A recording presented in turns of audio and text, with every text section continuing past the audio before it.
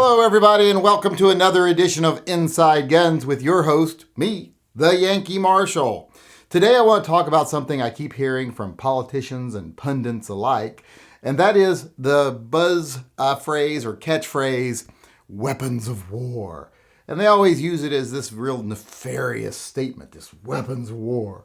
ARs are weapons of war, and people shouldn't have them.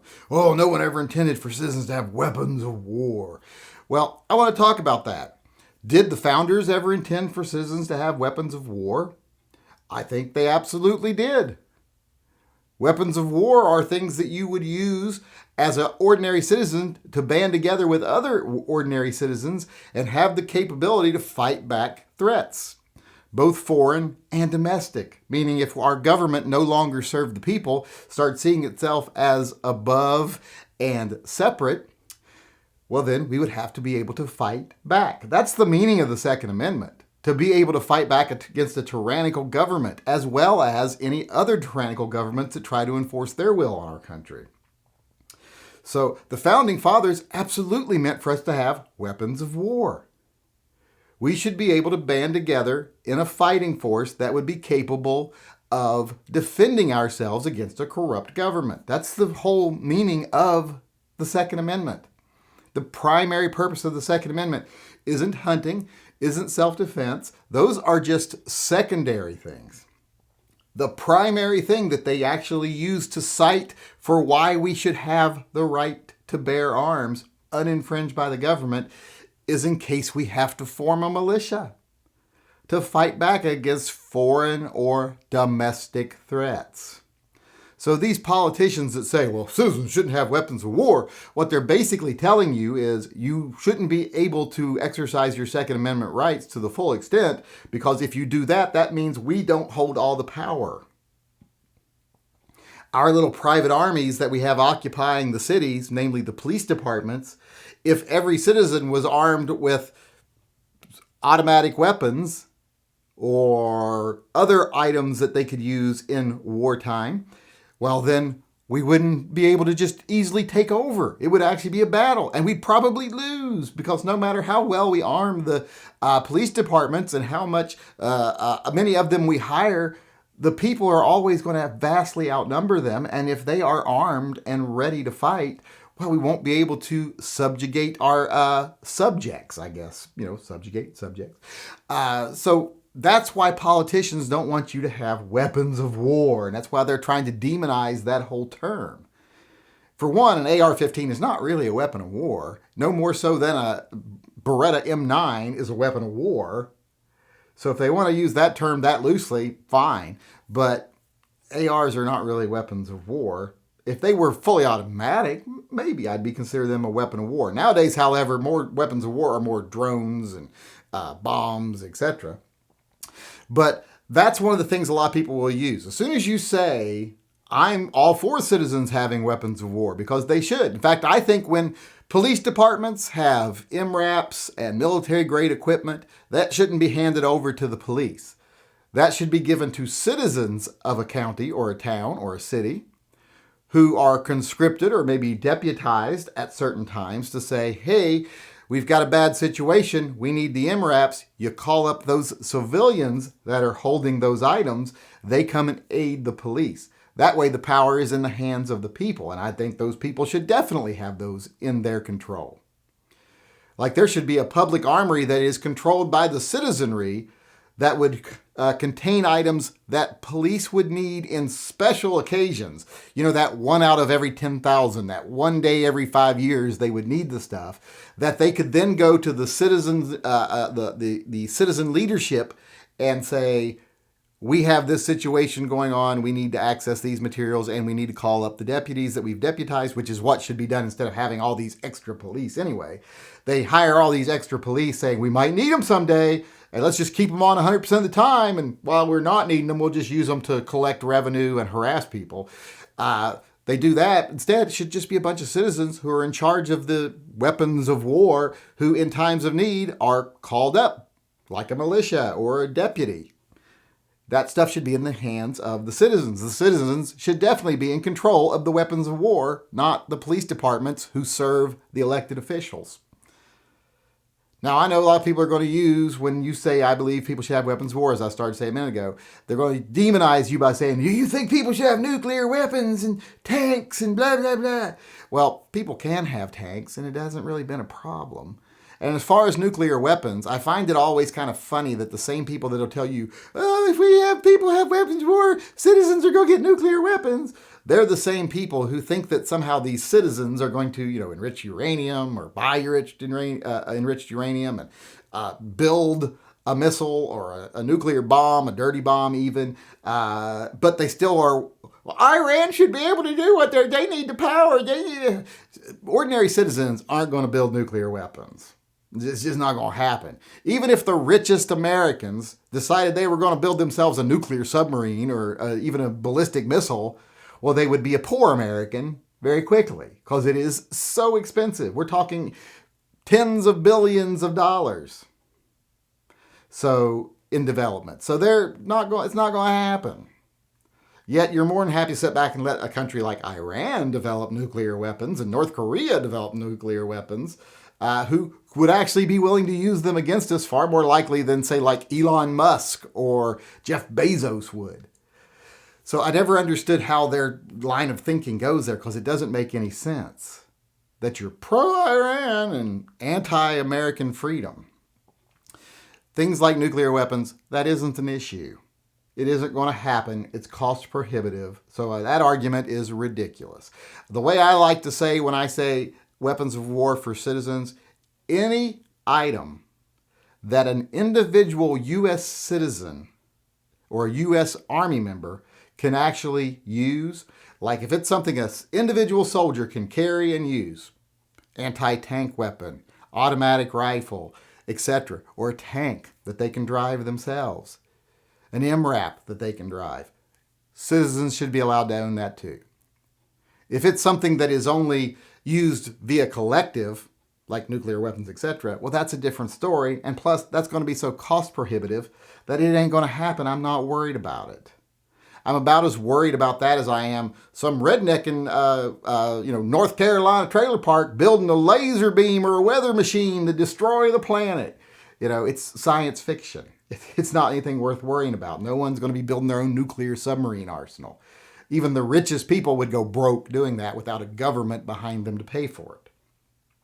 So when politicians and the pundits that serve them tell you, we don't want citizens to have weapons of war, they should be called out for being anti-American, anti-Constitution, because that's exactly what the Constitution wants us to be able to do. Now, I do believe things like self-defense, hunting, are actually going to be more likely and more part of your everyday life. It's something you should be more concerned about than rising up against your government. I don't know if that's going to be anything that's going to be happening anytime soon.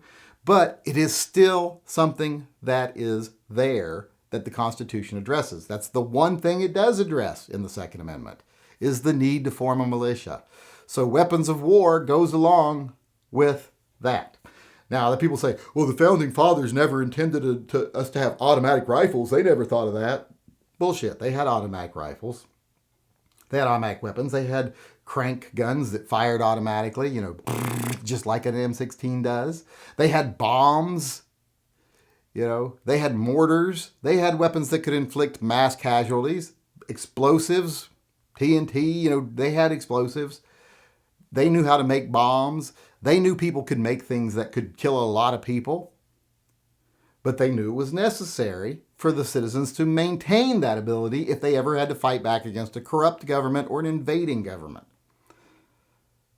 So that's just bullshit. They did. They also, another thing the founders didn't think about is free speech being so dangerous. People being able to get on the internet and say things to anybody they want to say it to, and everybody from across the world to come together on the same platform and spread the same lie. Should we ban free speech because they didn't foresee the internet? No, we shouldn't. Just because weapons have advanced doesn't mean, and free speech has advanced, doesn't mean the primary principle behind the amendments somehow disappears. So when you hear a politician or a pundit use that term weapon of war, if you hear someone in your daily life use that term weapons of war, tell them that's what the Second Amendment's about. The citizens being able to come together as a military force, basically, a militia. And if we don't have the weapons needed to be a militia, what's the point of having a militia? Doesn't do a lot of good if, an army is invading or the corrupt government is turning the police department on the citizens if you have to band together with a bunch of flintlocks against their MRAPs and automatic weapons. You have to be able to meet force with force. So the Constitution, as it stands, the Second Amendment, absolutely means citizens should have weapons of war. Anything an individual soldier should have, a citizen should have. And that's the way the founders intended it, and anyone who says different, in my opinion, is un-American.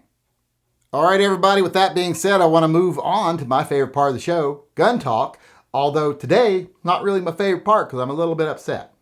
As everyone knows, Sig came out with the AXG, an all stainless steel version of the P320. Something right up my alley. And some people noticed the other night when I was doing a desk pop during my live chat that I had one. And they're like, well, you never told us you buy one. I never tell you all everything I buy or everything I've bought. I don't show you everything I own. I'm not crazy. But I have one. I bought one. Stainless steel P320. How was I not going to buy one? Even though it was, baby shit brown. Well, now, of course, as soon as I buy one, well, not as soon as I buy one, but because I've bought one, I'm betting, they come out with a new one.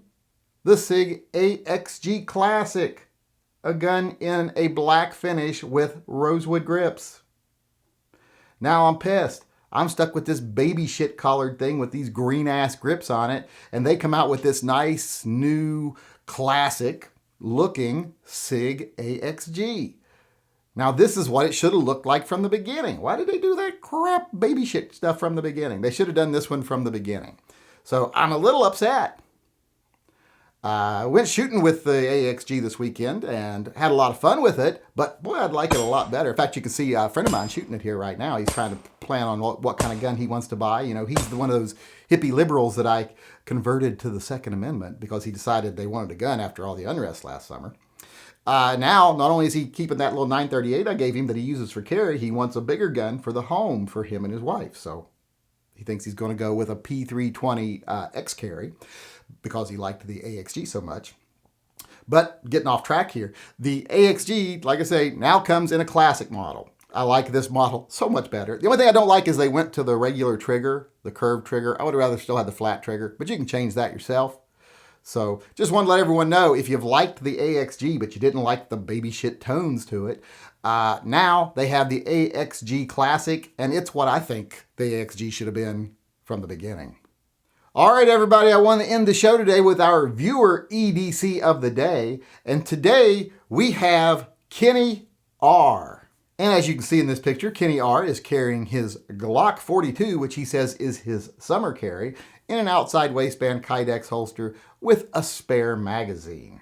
This is a very nice and simple carry setup, and I have no problem with any of it. But I am going to have to say this picture is spooky. Does anyone else get spooked looking at this picture?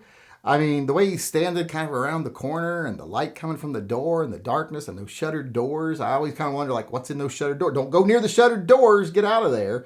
It's what I kind of feel like saying. But even more so, I think at any moment you're going to see a shadow come into that light from the door. Possibly a werewolf-shaped shadow.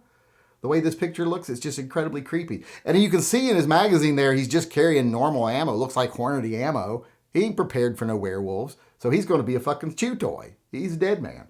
Although, I don't know, maybe they might not bother because he is very skinny looking. There might not be enough meat on him to make it worth it, but they'll still, rip his head off. So this picture is just something about it is very creepy to me. But other than the creepiness of the picture, nice setup, Glock 42, outside waistband Kydex holster. Now, he said this is his summer carry. I don't know why he wouldn't just carry a regular size Glock. Seems like this setup is not that much smaller than just carrying a regular gun. But, to each their own. Some people like smaller guns. And he looks like he's a slim frame, a skinny bitch, basically. So maybe it's a necessity for him. But that's our concealed carrier of the day, Kenny R, with his Glock 42, standing in a very creepy hallway, possibly about to become dinner for a hungry werewolf, who will probably still be hungry afterwards from looking at him. All right, everybody, that's our show for today. I hope you enjoyed it, and I hope you come back again tomorrow. Until then, I just want to sign off as usual by saying, as far as the state of the world today is concerned, it is what it is. But what it will be in the future, if we continue to keep our heads about us and ignore the fearmongers and the profiteers who just want to manipulate you so that they can profit off of you, if we continue to ignore those people and fight the good fight, what things will be for those of us in the Second Amendment community and those of us that just believe in freedom in general, things in the future will be better.